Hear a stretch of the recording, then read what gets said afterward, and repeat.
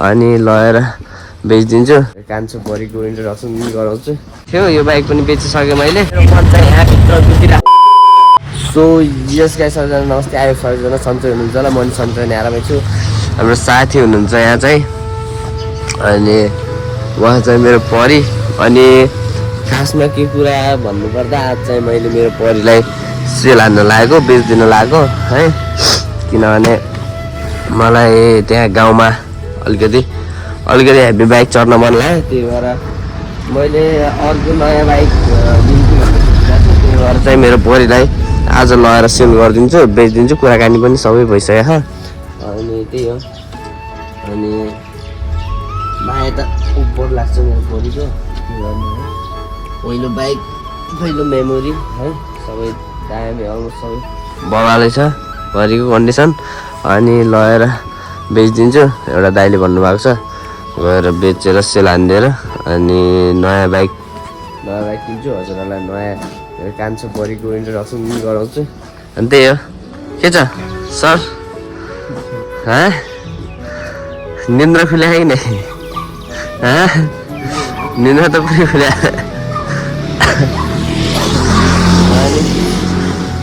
त्यही नै हो। अनि उहाँ चाहिँ हाम्रो यहाँ कोठामा बस्ने सरको बाइक। अनि अब ब्याग स्याग बोकेर अनि मेरो बाइक लगेर बेच्छौँ ल। मेरो बाइक लगेर सेल हान्छौँ। अनि त्यसपछि गाडीमा ब्याक टु द होम होइन। टाइममा आएको भने आज 2-3 दिन भइसक्यो। त्यही हो ल। अनि बाटोमा के हुन्छ म रोक्नुपर्छ है। अनि त्यही नै हो। मेरो यो बाइक थियो, यो बाइक पनि बेचिसकेँ मैले। अनि बाइक बेचेर अब घर जाँदैछु। यो बाइक चाहिँ मैले यहाँ सेल हानिदिएको आज।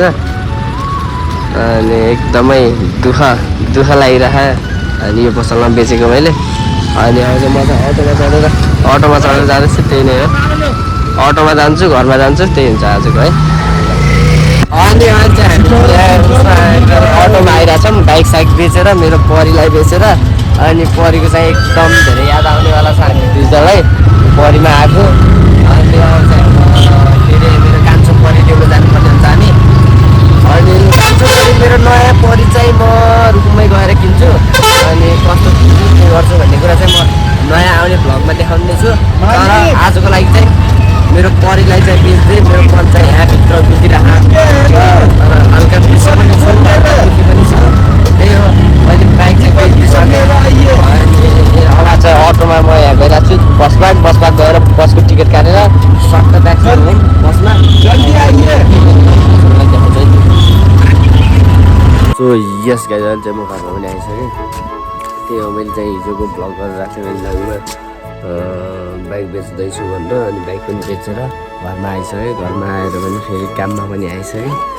अनि त्यही हो। मैले हिजो चाहिँ बाइक बेचेँ। अनि कति धेरै मेमोरीहरू थियो त्यो बाइकसँग। कति धेरै कहाँ पुग्यो, के गर्यो, सबै कुराहरू थियो। अनि त्यो बेच्दाखेरि अलिअलि मन पनि दुखेको छ। त्यही नै हो। आजको भ्यू चाहिँ यस्तो टक्क छ। अनि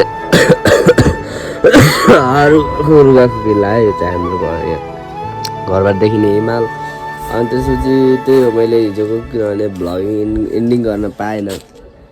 दाङमा थिएँ म दाङमा। अनि एकदम अलि नरमाइलो लागिरहेको थियो। अनि बाइक बेचेँ। अटोमा बसमा गएर टिकट सिकेट काटेर बसमा आएको। हिजो नाइट गाडीमा आएर 2 बजे घरमा आइपुगेँ राति।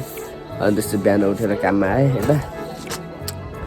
अनि भ्लगिङ एन्डिङ गर्न पाएको थिएन। त्यही भएर अहिले चाहिँ म गरेको। त्यही हो।